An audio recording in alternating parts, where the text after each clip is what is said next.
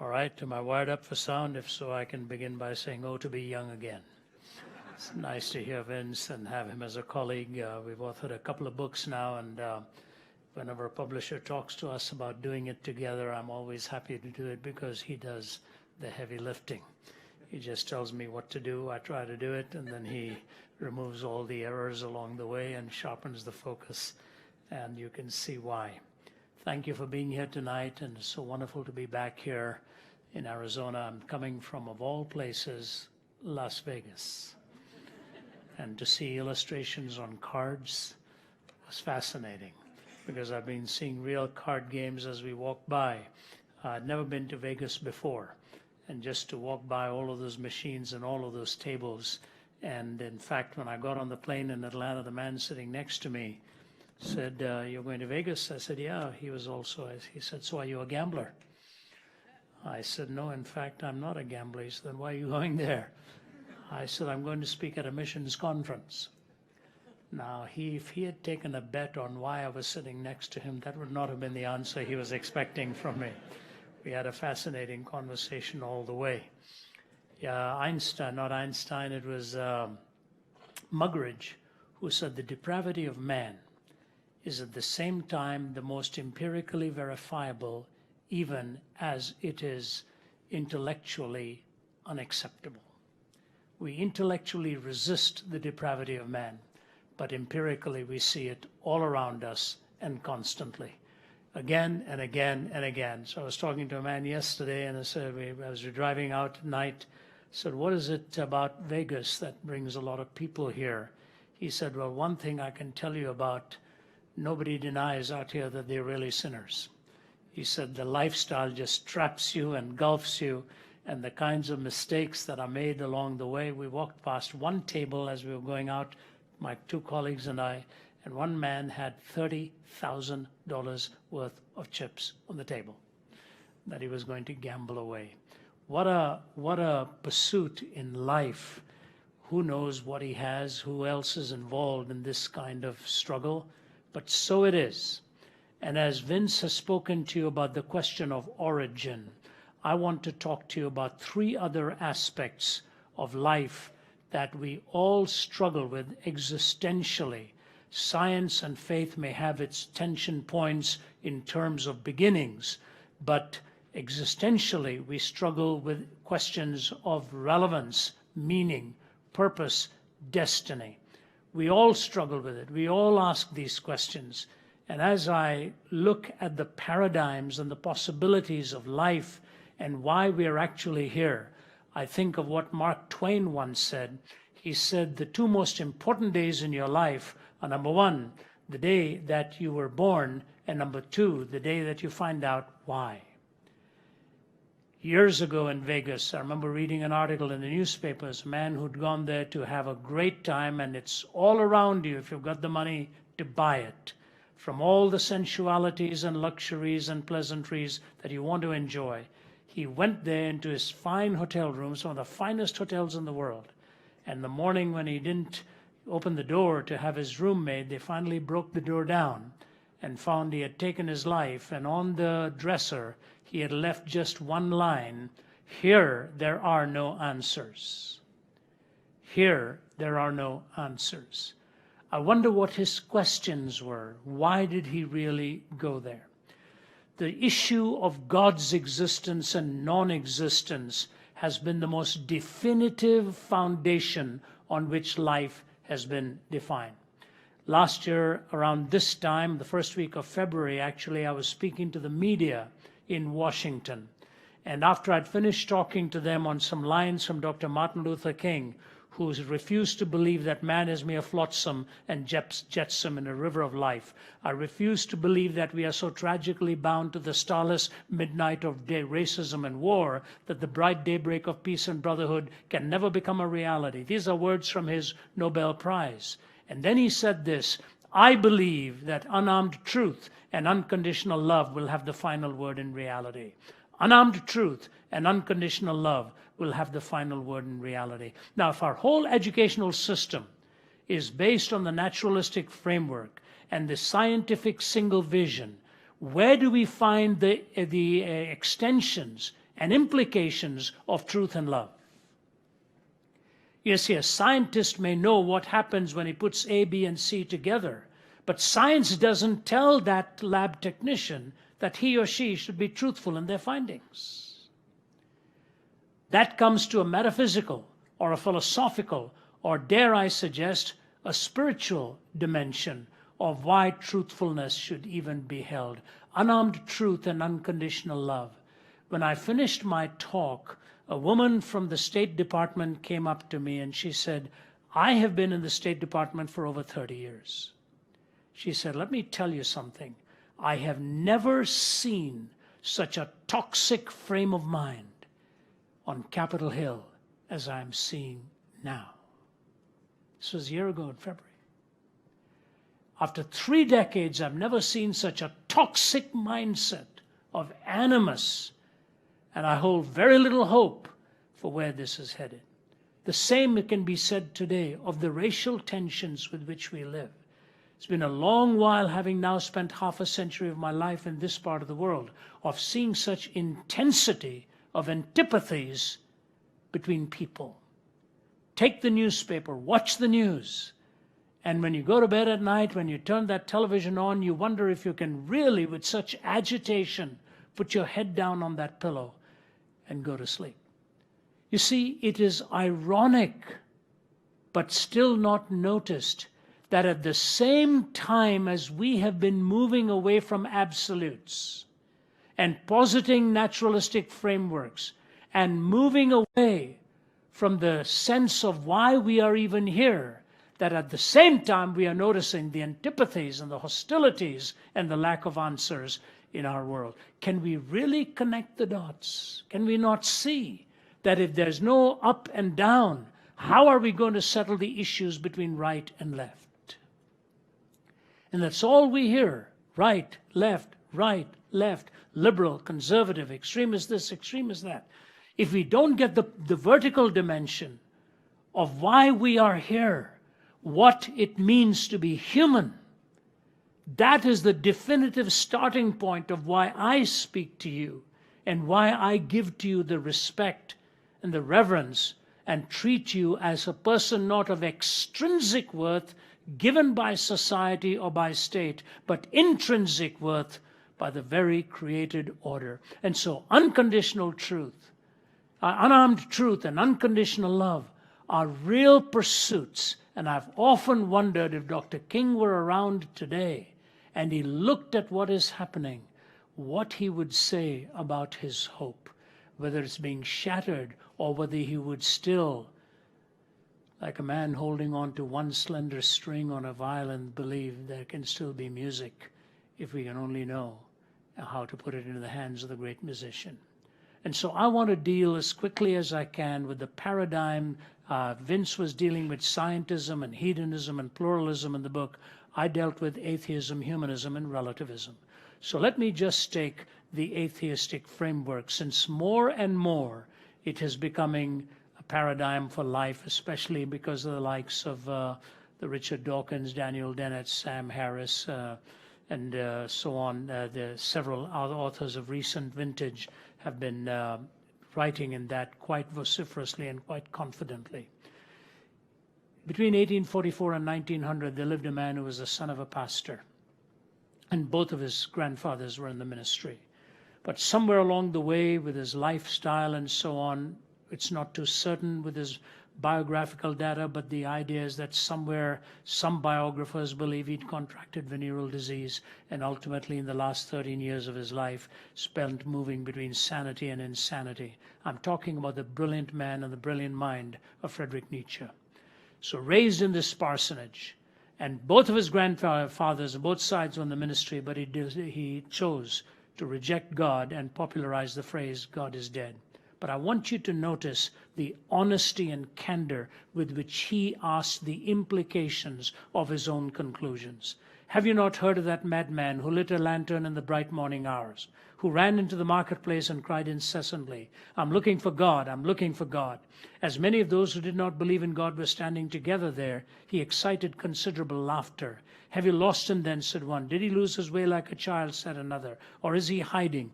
Is he afraid of us? Has he gone on a voyage or emigrated? So he shouted and shouted, and they laughed him, and he was laughed to scorn.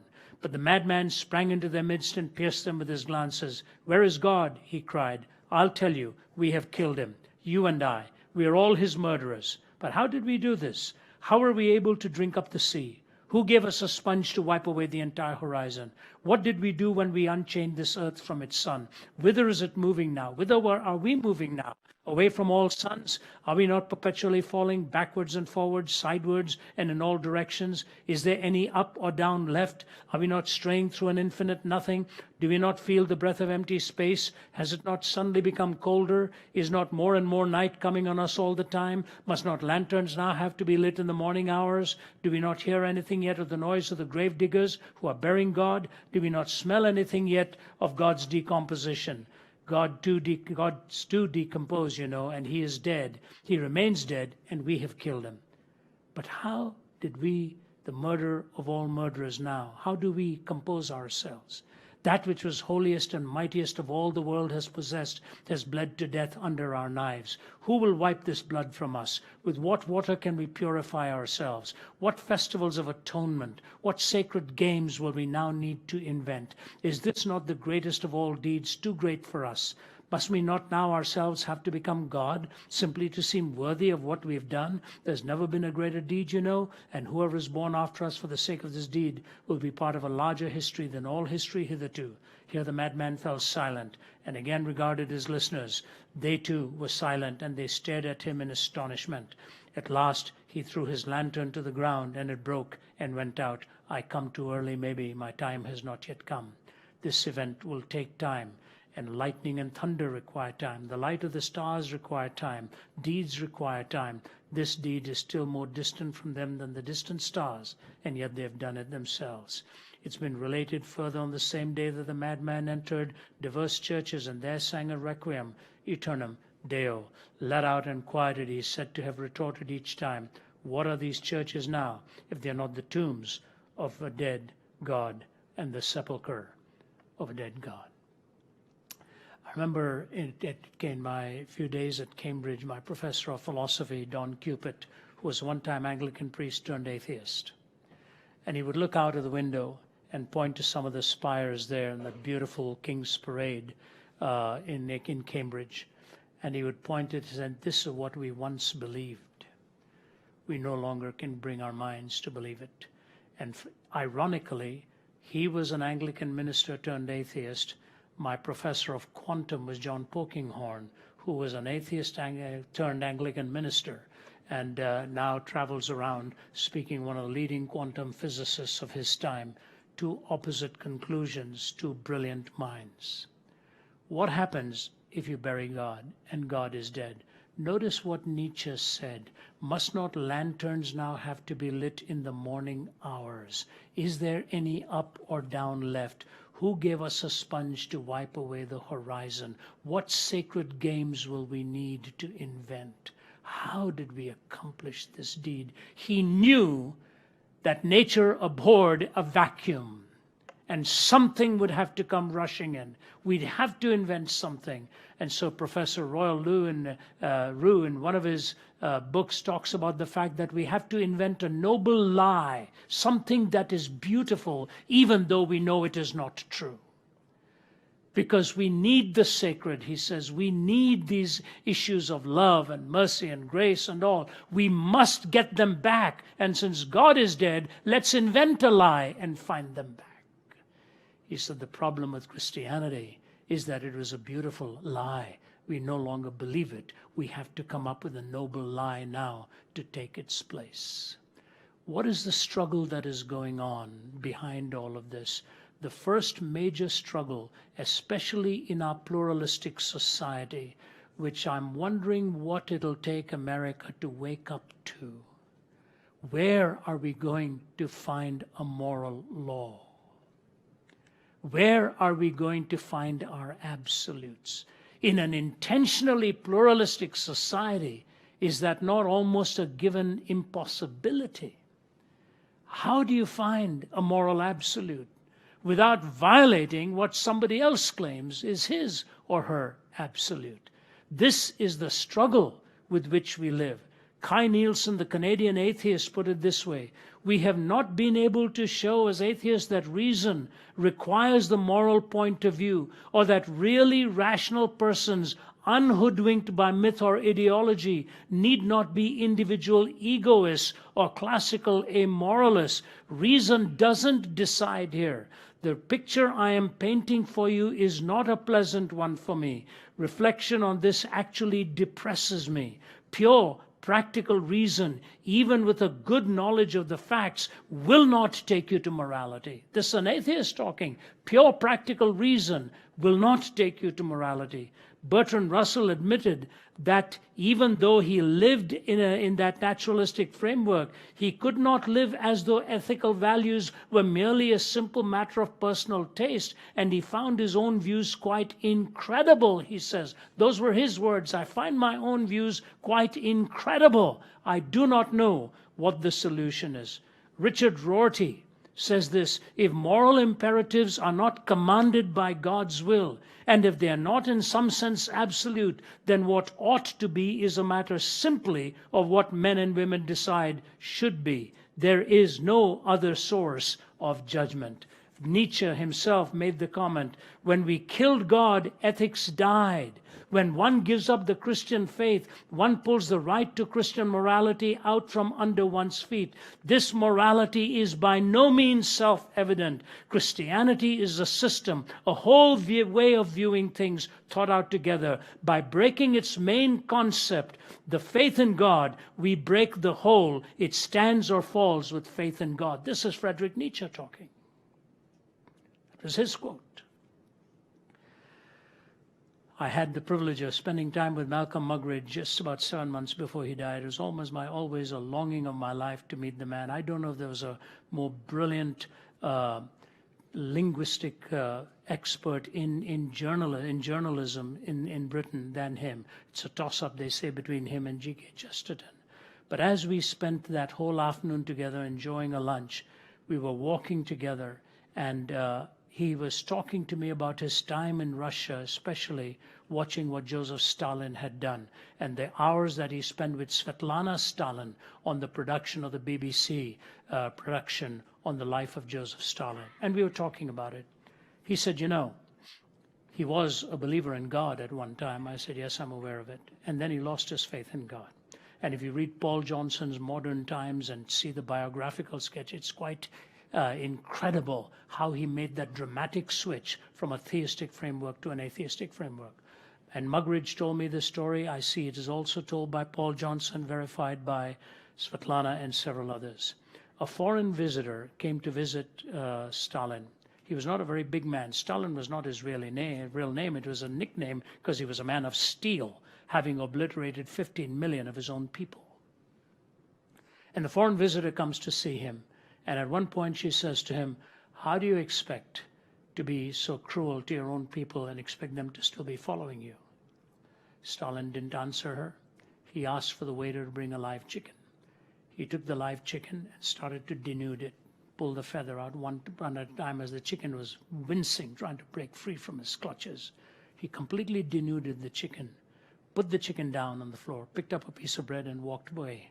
And the chicken hobbled over towards him and nuzzled between his trouser legs. He bent down with the bread in his hand and started to peck away.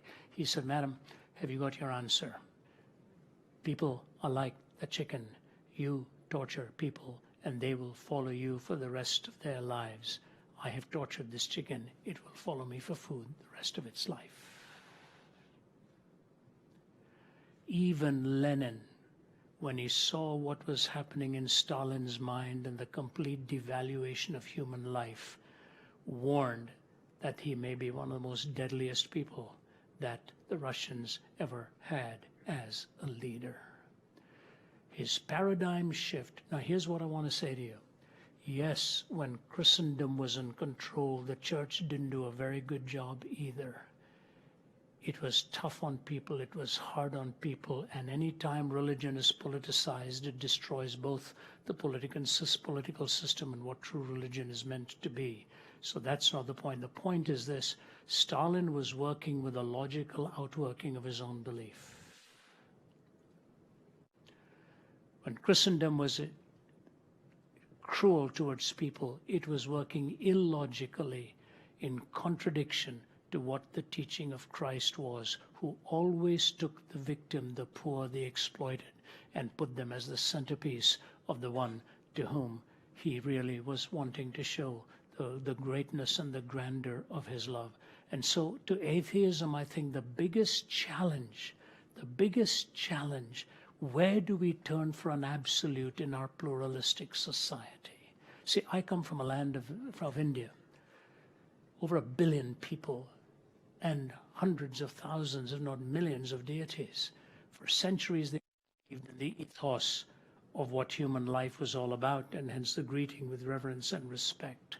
You go back to China, do you know, when I talk to Chinese politicians at the highest level, do you know what they tell me? We want ethics taught in China again because we lost our foundation for it. I've lectured at Tsinghua University, which is one of the most prestigious Chinese universities. What do they want me to speak on? Where do we find an ethic? Where do we find an ethic? They lived out that atheistic worldview in Mao Zedong and the murder, the slaughter of tens of millions. They don't know where to turn for an ethic. And that's why a philosopher of ethics has said ours is an age where ethics has become obsolete. It is superseded by science, deleted by psychology, dismissed as emotive by philosophy.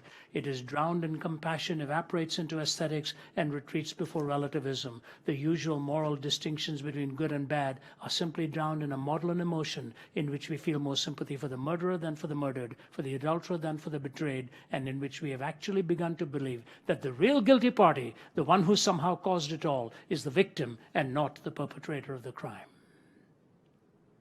So when people like Sam Harris and all talk about, their theory of finding an ethic in well-being and all, it's the same old stuff rehashed again and again.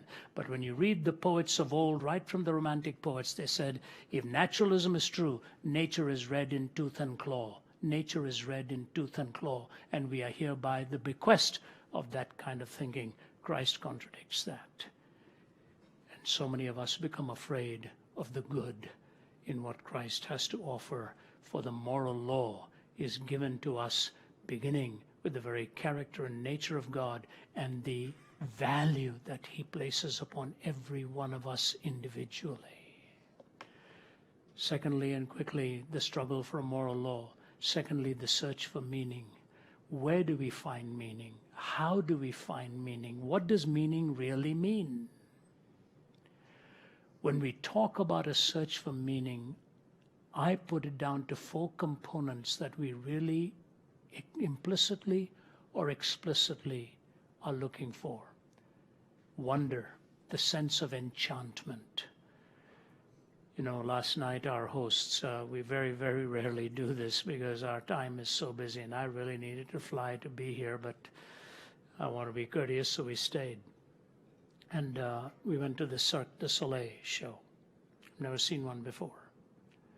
What spectacular technological demonstration, brilliance, unbelievable. You're in awe with what the artist can really do, not only with rhythm and with music, but in the spectacular nature of it. It's enchanting. It's the search for wonder that we all find again and again. And you look at a little child in the early days, all it takes is something that moves and it's wow. And then as the days go by more and more, that wide-eyed reaction till ultimately as young adults, what is it that really wows us and we long for? That mystery and beauty and splendor of what love is all about. We've lost it in our time. Let me just give you 2 quick illustrations of this. My little grandson Jude, who's 4 or 5 now, I better be right here or I'm in trouble.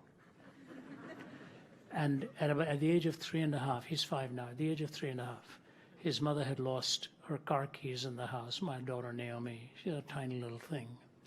And she slapped her forehead and she says, I'm losing my mind. I think I'm losing my mind.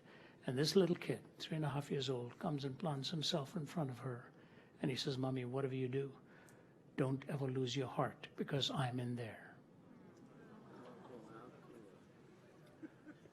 Who told him to say that?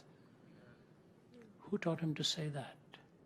And you look at those tiny little lives, they find their entire meaning in belongingness. And that's why when Jesus was asked to illustrate the kingdom, he didn't go to a philosopher. He didn't go to a rabbi. He didn't go to a lawyer. He didn't go to a tax collector. He pointed to a little child and said, unless you become like one of them, neither shall you enter into the kingdom of heaven. Because they combine those two splendor-filled excellencies of simplicity and sublimity. The simple and the sublime. And the second illustration I give to you is this. This May, my wife and I will be celebrating 45 years of married life. I've been an itinerant.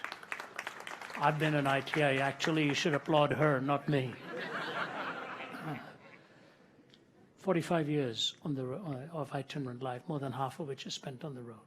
And one of the reasons I'm taking an early morning flight tomorrow about 5 or so a.m. is because my daughter and my daughter-in-law are celebrating their birthday, and I said, I just have to be there. I have to get back. And as I look back of all the marvelous experiences I've had in life, of seeing practically so much of the world, and being with people of great power and influence, I still find my fulfillment in coming back home where I know I am loved without any credentials claimed. You are accepted for who you are, not what you are.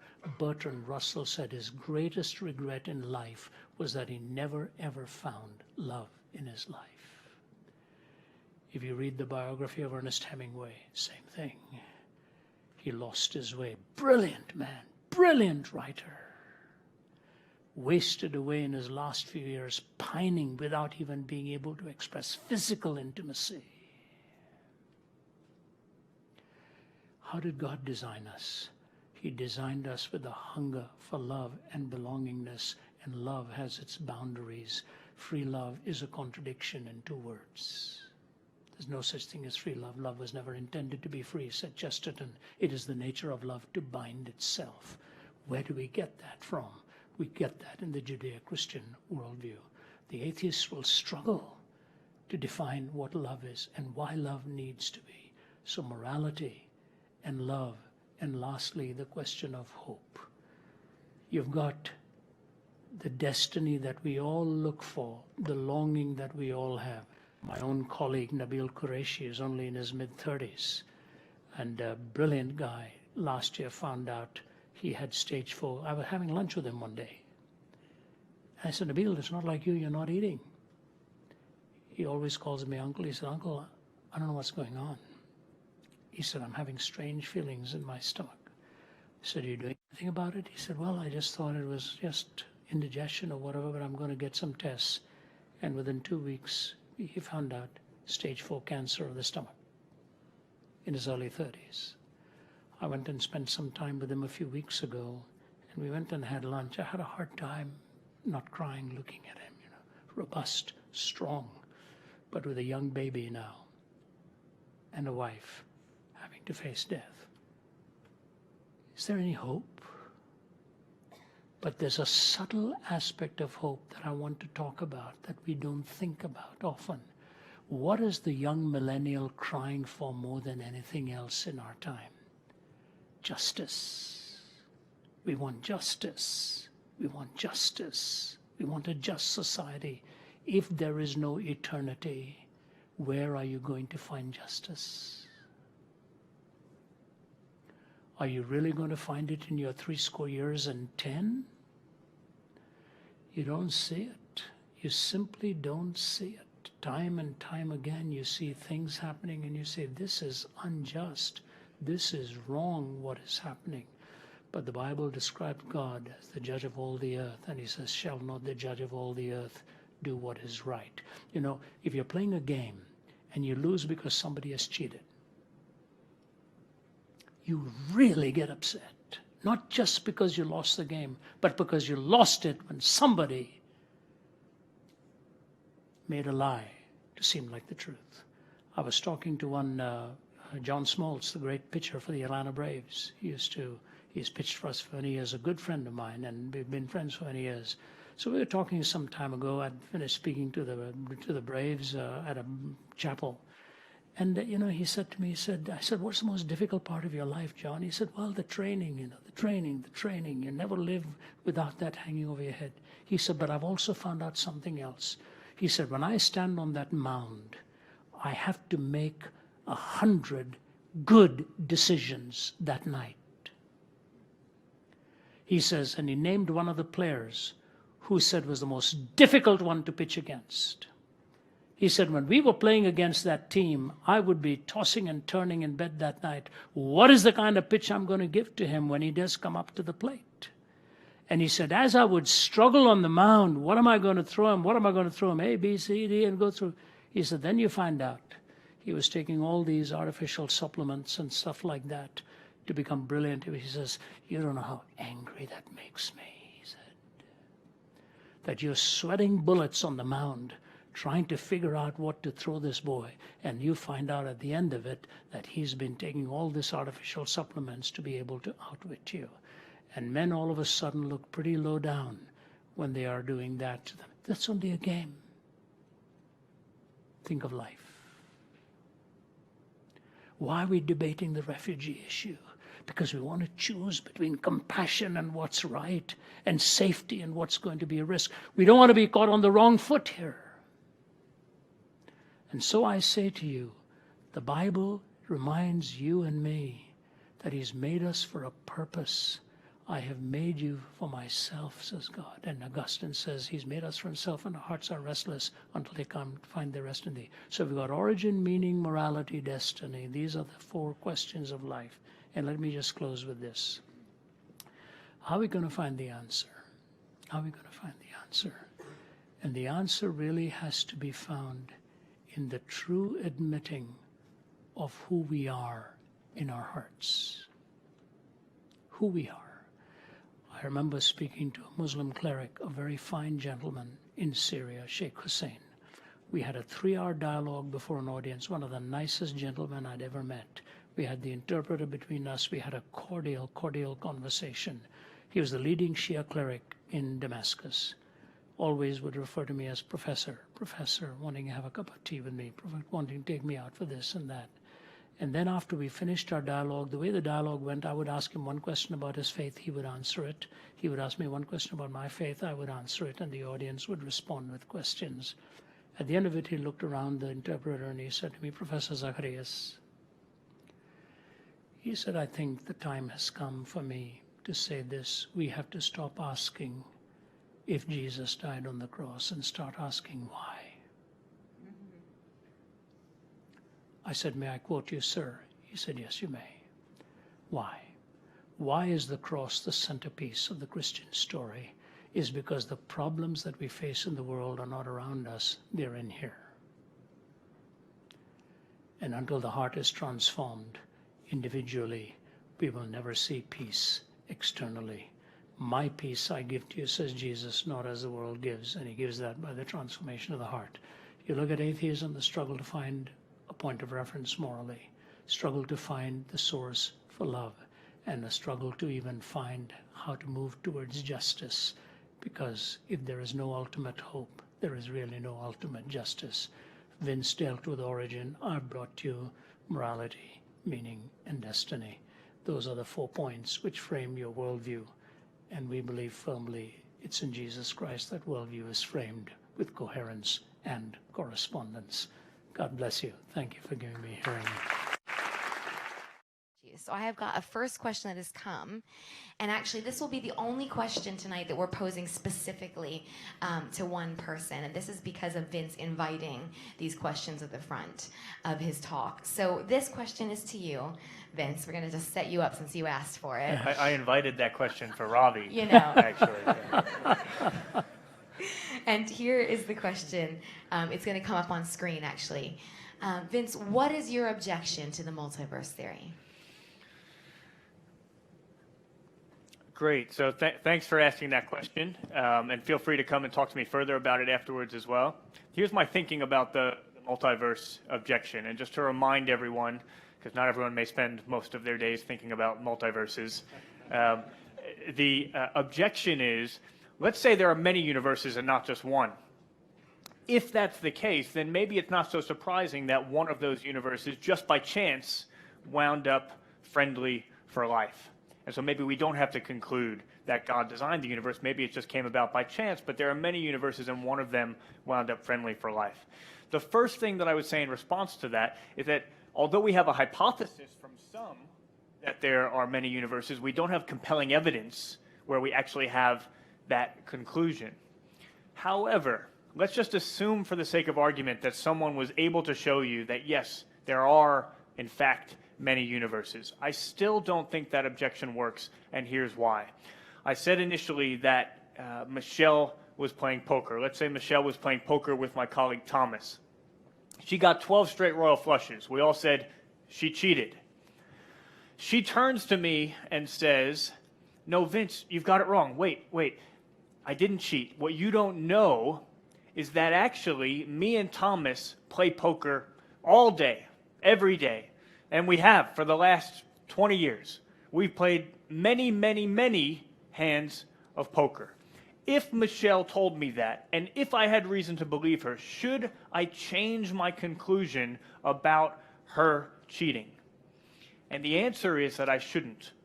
And the reason is because she hasn't told me anything about what happened in all of those other hands of poker. For all we know, she's been getting 12 straight royal flushes several times a day for the last 20 years, just further confirming the hypothesis that she has cheated. So we can't actually show that there's a multiverse, but even if we could show that there's a multiverse, we certainly can't show what all those other universes are and whether or not those universes are friendly to life. So the multiverse is neutral between the hypotheses. For all we know, if there are many other universes, maybe many of them are friendly for life, and that would just further confirm the fact that there's a designer. One of our colleagues, John Lennox, actually once quipped when he was asked, "Do you think there are many universes? Do you think there's a multiverse?" And he said, "I've heard rumors that there's a heaven."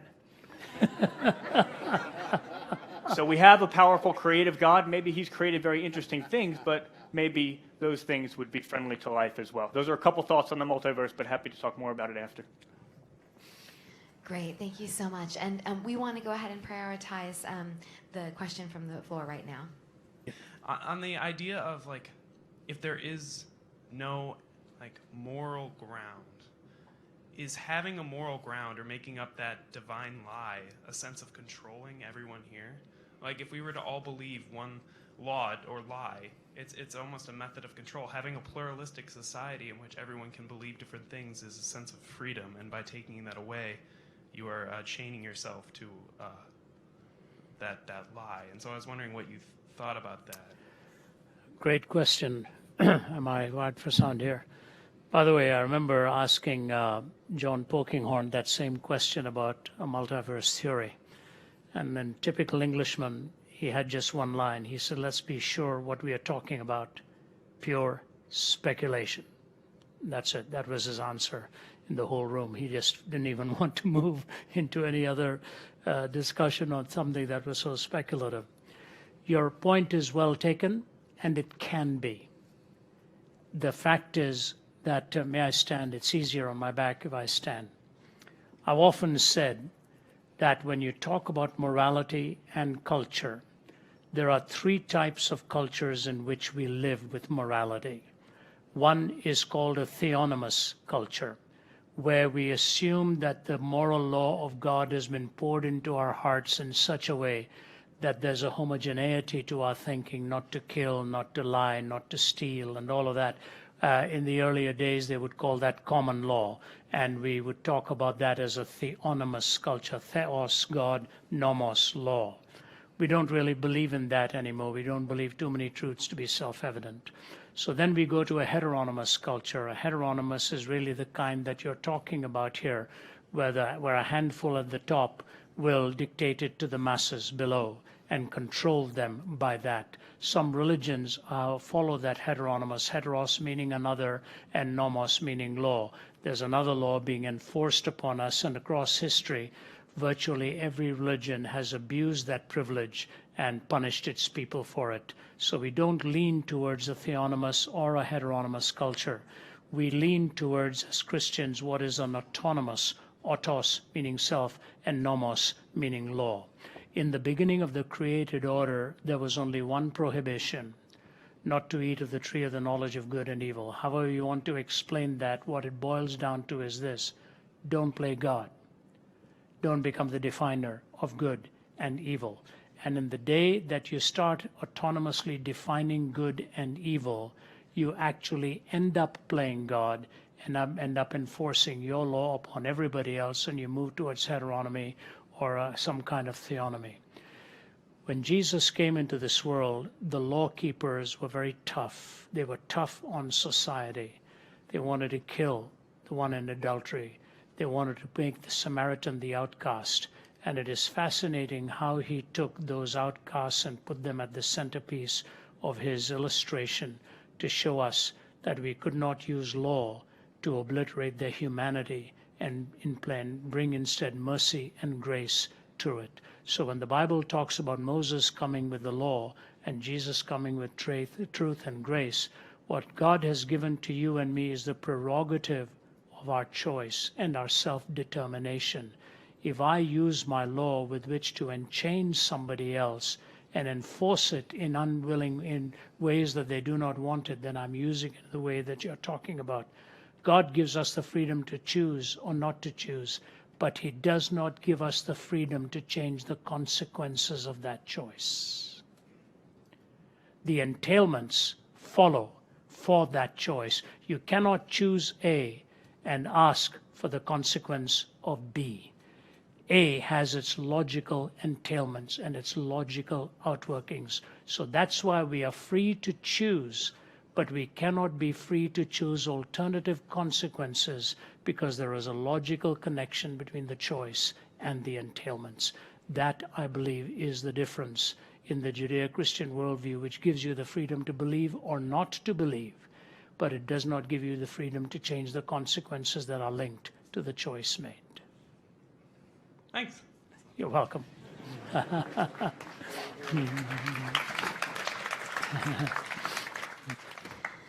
The next question we're going to take has been texted in, and it is, how do we see justice play a role in eternity? Go ahead, Vince. You're good. I'll say something and jump in, Ravi. It's one of the things that's most attractive to me about the Christian faith. Pascal, one of my favorite theologians, he said we should convince people first that Christianity is attractive and then show them that it's true. Both of those things are important, the truth of it and the beauty of it. And anyone who has been wronged, anyone who has wronged someone else knows the importance of justice. And as I was looking at that question, I was especially reminded of a conversation that I had with someone who had something truly horrendous happen to a family member of theirs, and asked the question, if this person accepts Jesus, if this person becomes a Christian, how could I live with that person in eternity who did that terrible thing to my family member? And my immediate thought was to say there's a significant sense in which you won't, because one of the promises of Jesus is that when he comes into our lives, he actually gives us a new heart. And so there's a really significant sense in which someone becomes a new creation. And the reason you're able to live together with people who have even wronged you is partly because when you engage with them and meet them and interact with them, and I've seen this in my own life, you can truly say that this is a different person, because there's a God who's powerful enough to actually give someone a new heart. This question of justice is so important, and so often, I think, in our culture, we don't like to talk about the word sin. It's kind of a taboo word. And we like to think that we're pretty good. We like to compare ourselves. I know my tendency is to compare myself to whoever's done the worst thing on the 6 o'clock news, and in comparison to them, I look pretty good. A few years ago, I received news that someone who I can remember as a teenager at a point in my life where I could care less about God or morals, someone who I was mean to, someone who I took every opportunity to put down, and I received news that that person had taken their life, had killed themselves. And there's a verse in the Bible that says, "For the wages of sin is death." I had read that dozens of times. That never really sunk in until I heard that news, and I started asking questions like, well, would that have been the case if I had offered my hand to help that teenage boy rather than to push him down? Would he have taken his life? And I don't know the answer to that question. So often we can't see those ripple effects of our actions. We also can't see them from the perspective of God himself. You know, I can look back on times in my life when at the time what I thought I was doing, I thought it's no big deal. That's just the sort of thing teenagers do. It's just the sort of thing you do in college. Now I can look back on some of those things and recognize them for what they truly were, and recognize that there was real evil in some of those things. If I've moved along this path of morality, it's minimally so. Imagine how some of it looks from God's perspective. Imagine how far along this path he would be. Jesus gives us some sense of what it looks like. He says that lust looks like adultery. He implies that unjust anger looks like murder itself. Getting back to this question, I think every one of us, certainly I've found in my life, we have a problem in that we do need forgiveness. We have done things where there should be just penalty for what we've done, where a loving God would not say to the people that we've wronged, you know what, it's just no big deal. It's no big deal. We're just going to let that slide. A loving God would be committed to justice for those who have been wronged, but a loving God would also have that unconditional love for every single person, for you and for me, for everyone who has done something wrong in their life. So what does that look like in the context of eternity? I think the Christian faith is the only faith in where you can hold on fully to both this love and this justice, because you have a God who loved us so much he would come down, and on the cross he takes on himself all that justice that is required so that he can extend that unconditional love and mercy to every single person. You have perfect love and perfect justice in perfect intersection at the cross. And that, I think, is perhaps the best summary of the Christian faith, and something I don't think you find in any other worldview, and one of the reasons why you truly can say that there's both justice and love in the context of eternity in the Christian faith. Thank you so much for that. We're going to go to another live question right now. Hi there. My question is for both of you, because I want to get both of your takes on this. What reasons are there for believing in any deity if by nature we can't prove it exists? And more specifically, why do you believe that Christianity is the one that worships this deity correctly?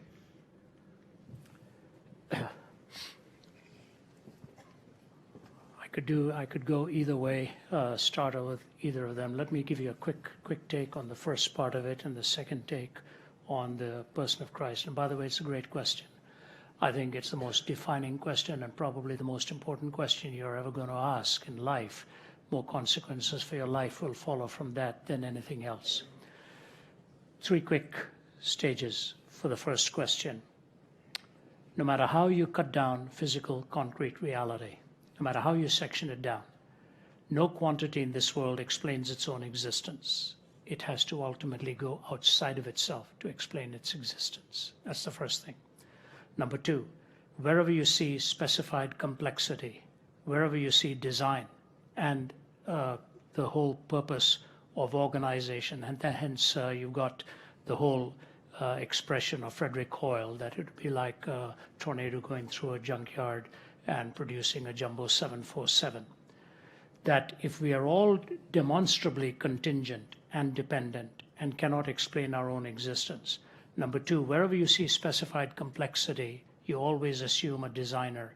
If I were to argue for you that a dictionary developed because of an explosion in a printing press, you would never buy that because of the complexity of it. So in our experience, we are contingent. We have not caused ourselves. In our experience, we see design, we always have to point to a designer.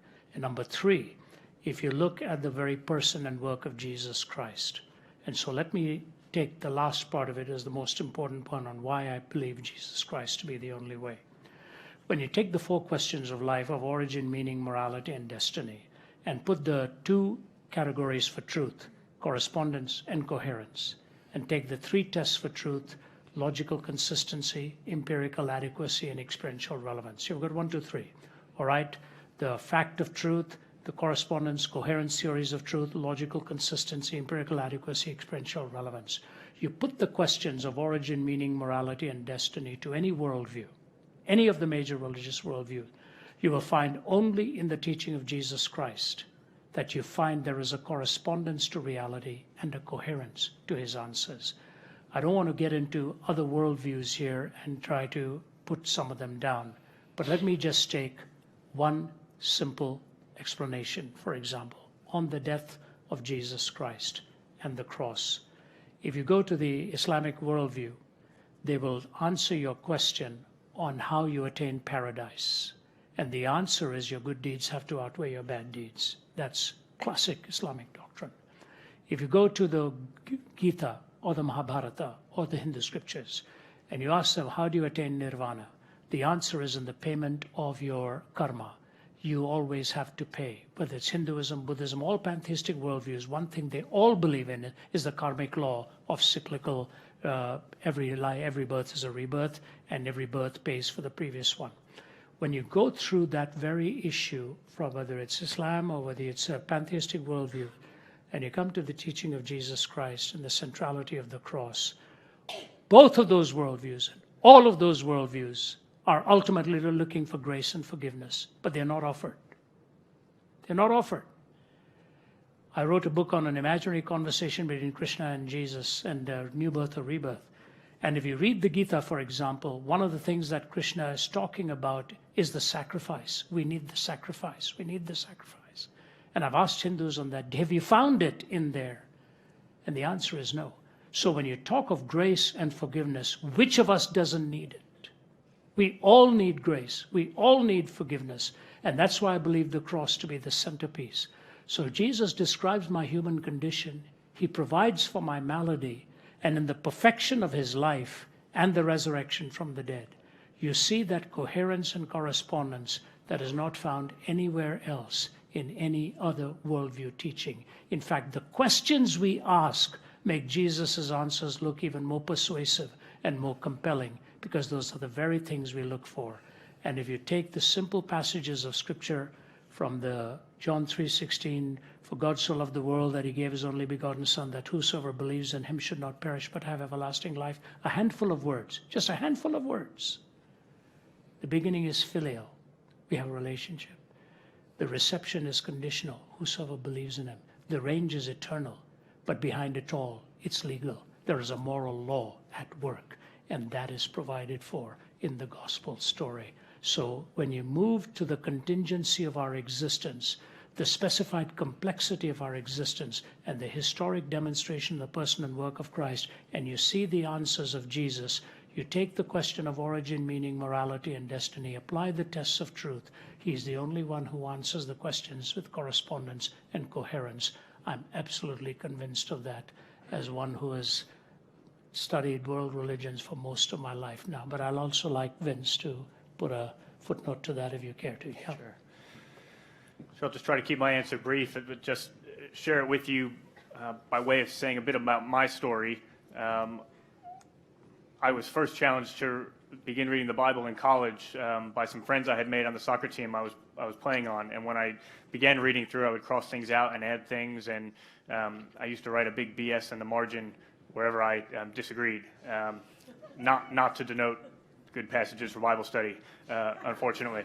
I continued reading, and I got past the Gospels about Jesus' life, and I got into the book of Acts, and I started seeing all these words about persuading and convincing and debating and even proving. And I realized that this is a faith that was intellectual. The followers of Jesus were standing there and debating people from all different worldviews. And then I read that it said God provided confirmation for all by raising Jesus from the dead. And then I continued to read on, and I got to a book called 1 Corinthians, written to the Corinthian church. And in the 15th chapter of that, come see me afterwards. If you don't have a Bible, would love to show you this passage. And there's a passage at the beginning of that chapter that gives a summary of all the people who have claimed to see Jesus and spend time with him after he was risen from the dead. The remarkable thing about this passage is it claims many people, it claims hundreds of people have seen him in different places at different times, friends and enemies, and the scholars today, not just Christian scholars, but scholars generally, they accept that that passage is an early creed that predates the book and goes back to very close to the events themselves, meaning that there was no time for a sort of legendary development hypothesis that somebody might have thought was the case 100 years ago. I started reading this, and I started to ask the question, what can explain that? What can explain the fact that there appears to have been hundreds of people who were walking around very shortly after Jesus' death?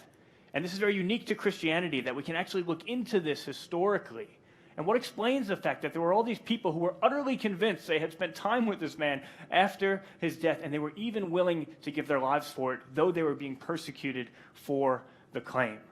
And I got in touch with two of the top New Testament professors at Princeton, and I sat down with each of them individually and said, look, I'm doing this research into this. I wasn't at all convinced, but here's the data I'm coming up with. I don't know how to explain it. How do we get from what should have been the movement-ending death of Jesus on the cross to all of a sudden the absolute eruption of Christianity and all of these people walking around saying, I've spent time with this man after his death and I'm willing to die for it?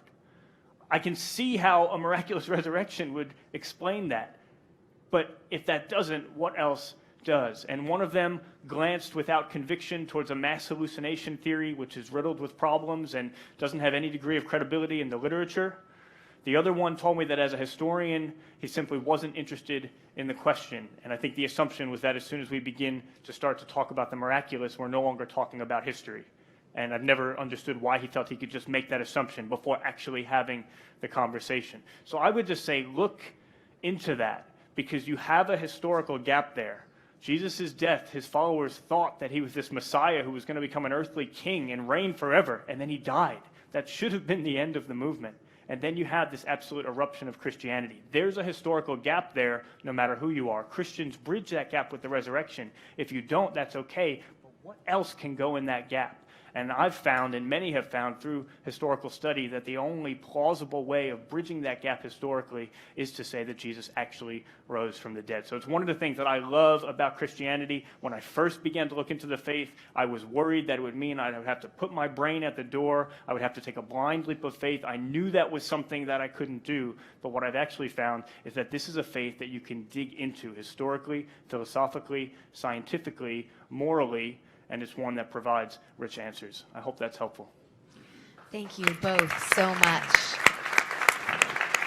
I've just been told that we have time for 2 more questions. So we're going to take one more live question from the floor, and then we'll close with one of the texted questions. So go ahead and ask your question. Hello, just I want to state something. I myself am Christian, and this question is for Ravi. It's kind of just a challenge, like the atheistic worldview, because I want to know specifically, why do atheists hold on to things such as love, truth, justice, and morality, if according to their evidence, they've came from fish, bacteria, and matter? Why does that matter to them?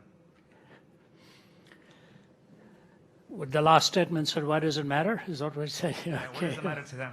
Okay. Well,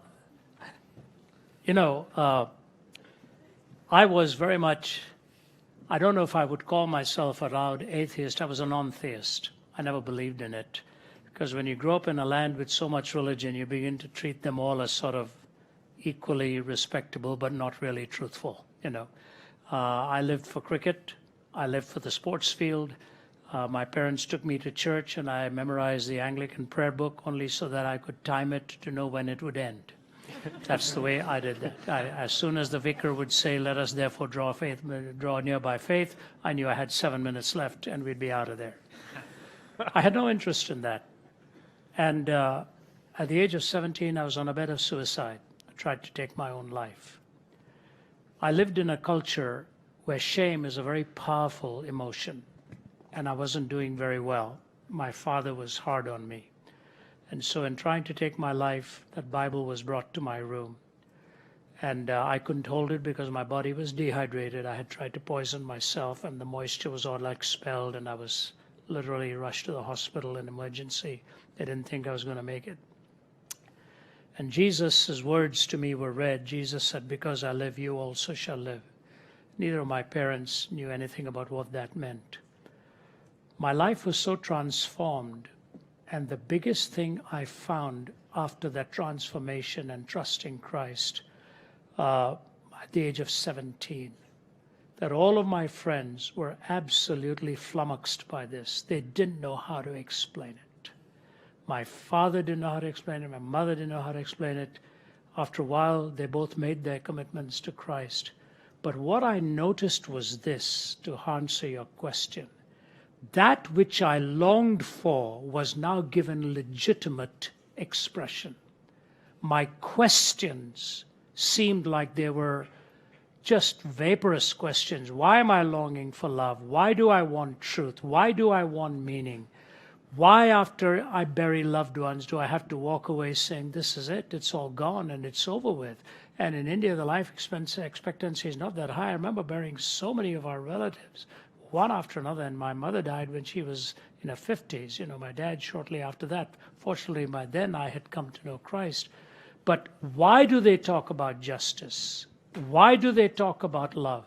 Because they are existentially inescapable categories that demand to be believed in if life is to be coherent. Otherwise, life is completely incoherent. Not only is there, why do we come to university? We are supposedly looking for unity in diversity. That's what the university is all about. And when we've lost the unity and diversity, and there's no queen of the disciplines anymore to give us our moral reasoning, it is fascinating what Gertrude Himmelfarb from Columbia University in her book Roads to Modernity says. She says the difference between the United States and England over against Europe in the Enlightenment experiment is that for the French philosophers, what lay at the bottom of all of their thinking was rationalism, rationalism, reasoning. So whether you go to Descartes or you go to Voltaire or whatever, it was always reasoning. Although Descartes and all were really churchmen and theists, Voltaire was not. But rationality was at the bedrock of all of their thinking. She says the difference in the Enlightenment of America and England was that moral reasoning was at the bedrock of the American experiment and the United Kingdom. And she gives a whole chapter to John Wesley. Amazing, coming from a writer like that. And so why do we keep asking about love and coherence and meaning and justice?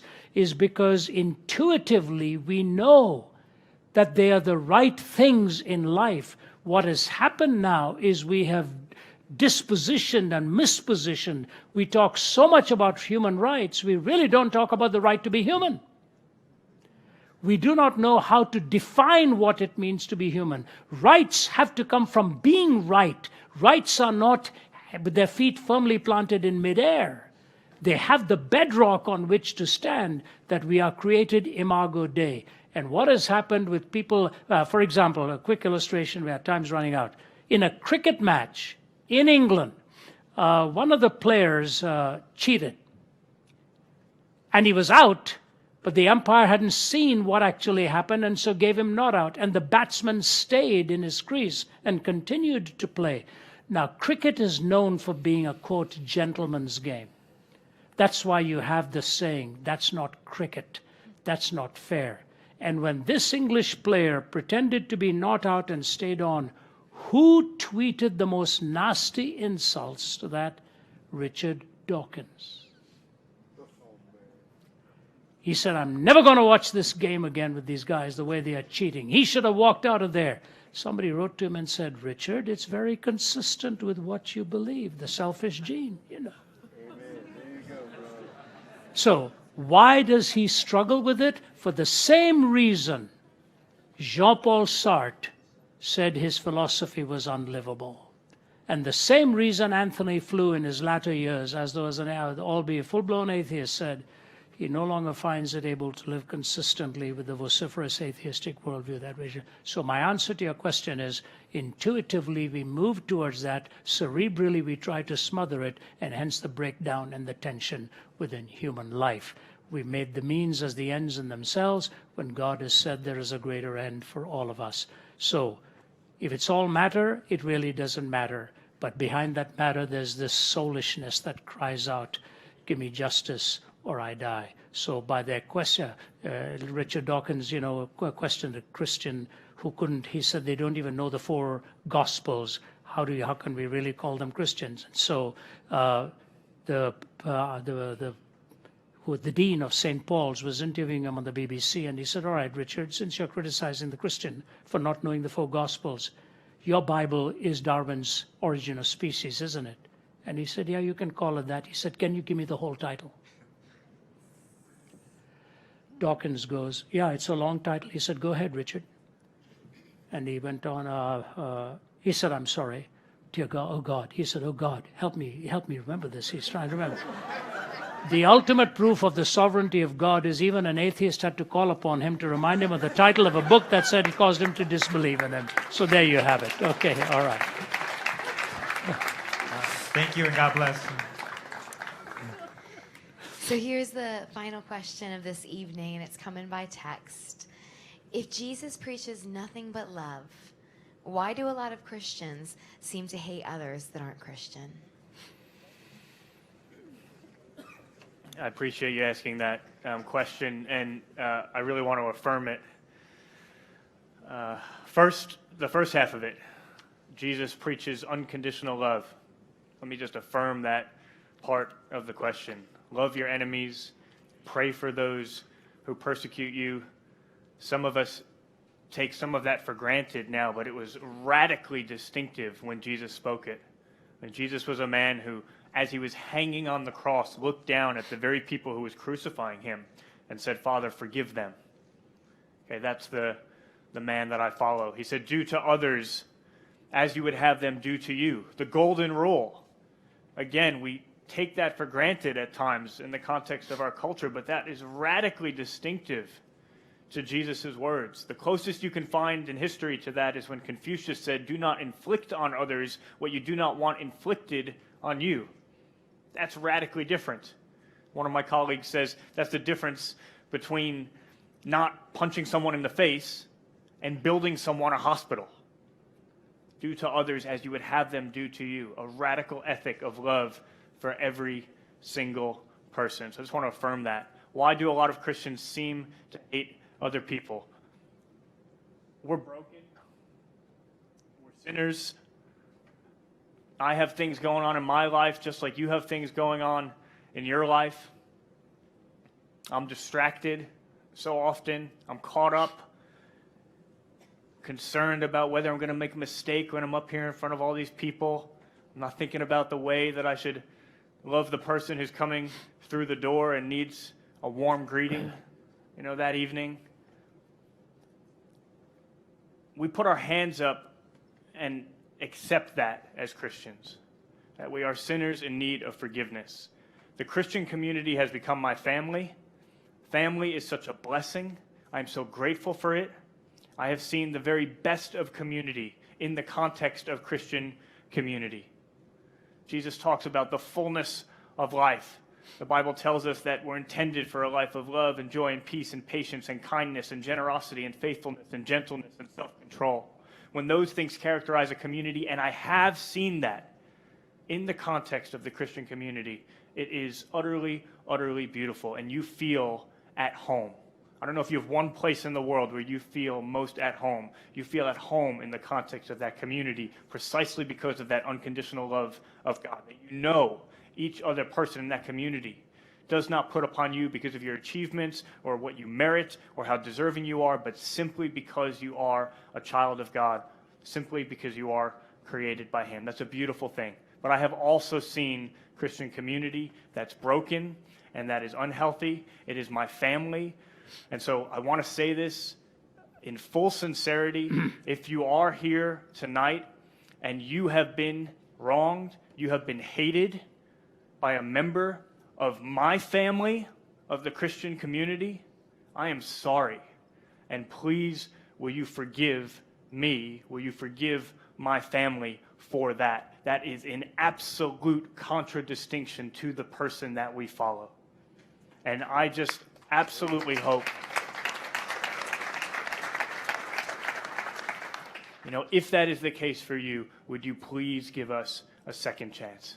Because I have seen community that is home and that has purpose and that is loving as Jesus intended it to be. Why don't I turn over to Ravi and let him speak to this question as well? I think I'll just make it as a closing statement. Michelle, you've all been very patient with us, and thank you so much for coming. I think I was here about 7 or 8 years ago or something, and we were in one of the arenas there, and nice to be back at this stage of my life. I don't know when I go back anywhere, but I just can only commit to so much. I was sitting here thinking as Vince was giving that answer, I meet people that talk to me privately, and they will hold some pretty key positions in life. I remember one African president putting his arm in mine as we were walking and talking about how his whole country was just falling apart, completely falling apart, and they had no answers. And I'm sitting here looking at the United States and what we are going through. I was in Russia a few weeks ago, and a man took me out for breakfast, and he said, I'll tell you something as a Russian. I always had hope for the future of this world because of America. My whole hope was based on America. He said, now I've lost that hope. And here's what he said in his broken English. They don't think rightly there anymore. They don't think rightly there anymore. Imagine if tomorrow both sides of the aisle's leaders said, let's get together for a morning of prayer and conversation. And let's try to find what's best for this nation and abide by the rule of law and let a sovereign God be in control, and we move forward to build this nation rather than with all the vitriol and the hate. Imagine what it would do to this nation if that happened. But why do we hold out such little hope for something like that? It's because the heart seeks power and control and is desperately wicked. A Pakistani man who was a medical doctor came to Christ. I said to him, how did it happen? He said, I walked into a church meeting in Islamabad, and he said, I hated Christians and I hated Christianity, but a friend of mine took me, and just to satisfy him, I went. He said, I just didn't enjoy the talk at all the whole night. He said, but the last 2 lines haunted me. The speaker ended by saying this, in surrendering, you win. In dying, you live. In surrendering, you win. In dying, you live. When you surrender your ego to God Himself, and you die to yourself and let Him give His life within you, you are then a new creature. You are a new person. In December, I had the privilege of speaking at a Mother Teresa Award for a brave life that had protected his friends and to call for an end of terrorism. A few in the audience were there with me. I can't go into the details. They were all non-Christian men, primarily a non-Christian audience, predominantly. And all of the speakers were from a different worldview. I was asked to bring the keynote in closing because I'd known Mother Teresa and had spent some time with her. And so I ended by this. I said, in 2008, the terrorists broke into 2 hotels in Mumbai. at the Taj Mahal Hotel and the Oberoi Hotel and one or two other spots. I've stayed in both of them, at beautiful hotels. And they just opened gunfire and mowed down a whole lot of people. There was blood everywhere in those two beautiful hotels. I said, you all remember it. In fact, some of the first responders were in the audience there. Some of them paid with their lives. Some of them were there at that audience. I said, you remember the carnage? I said, amongst the many that died, one was miraculously spared. And he was a film actor, actually Indian-born English film actor. And I said, I was in Mumbai a week after it happened. And when he was being interviewed on the television in Delhi, or in Mumbai, they asked him, how come you lost all your friends and you're still alive? He said, I have no explanation for it. He said, we all ducked for cover under the table and the bullets were flying. And I was piled on the heap of bodies below me, and I heard footsteps coming towards me. I knew it was the footsteps of the gunman. I knew the barrel of the gun was raised, and I was afraid the trigger was going to be pulled, but he didn't do it. And he walked on. He said, the only explanation I have is that seeing me covered with the blood